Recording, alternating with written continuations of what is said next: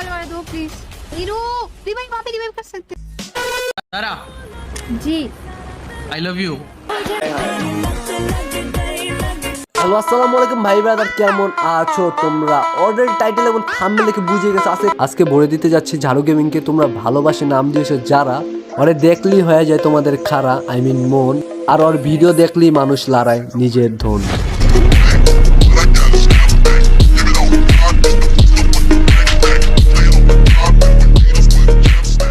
যারা গেমিং ভণ্ড, আসলে কি ভণ্ড নাকি আমাদের কোথাও হচ্ছে ভুল? চলো আমরা আগে এই ভিডিওটাই দেখে নিই। আচ্ছা, আপনি সেই থ্রি ম্যাজিক্যাল ওয়ার্ডটা বলেন, তাহলে রিভাইভ দেব, না হলে দেব না। আরে কি আজীব মানুষ তো, প্রথম দেখাতেই এমন করে। আপনি আমাকে রিভাইভ করেন, নাহলে কিন্তু আমি মারাই যাব। কি মারাই যাবো? মারাই যাব। আচ্ছা, মরে যান তাহলে। আই লাভ ইউ বলেন। না বুঝি আই লাভ ইউ। আমি সামি এবং যারা যখন পন্দাবন্দি ছিল তখনকার ভিডিও, আর এখন দেখো আমাদের নেপালের নিরাজের ভিডিও, মানে কি পন্দাবন্দির ভিডিও আছে যারার সাথে। চলো দেখা যাক। नाइस बढ़िया। और क्या खेल दिए भाई।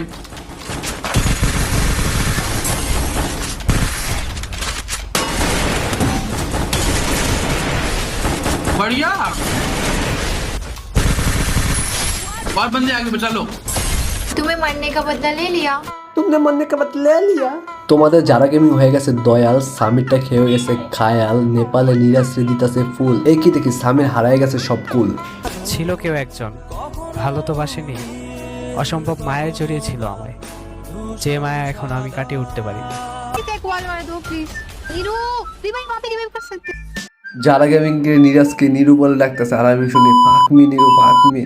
এই ঠ্যাসমানের নারী নিরাজকে করতেছে ইউজ, 2 দিন পরে দেখবা বাস দিছে হিউজ। প্রত্যেকটা ভিডিওতে নিরাজকে ইউজ করতেছে, আর প্রত্যেকটা ভিডিওতে বলে নিরু ফাকমি নিরু ফাকমি। কয়দিন পরে দেখবা নেপালে নিরাজকে ছেড়ে চলে গেছে নতুন একটা পেয়ে।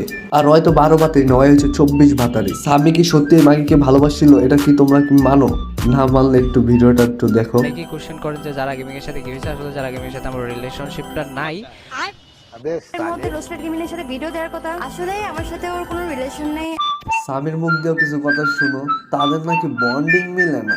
আর সেটার কারণ হচ্ছে আমাদের বন্ডিং মিলে না বলতে পারেন। আর হচ্ছে আমি আপনাদের এইটুকু কথা দিলাম, নেক্সট ইয়ার আমাকে কাউকে আমার গার্লফ্রেন্ড হিসেবে দেখবেন না। এটাই শেষ ছিল।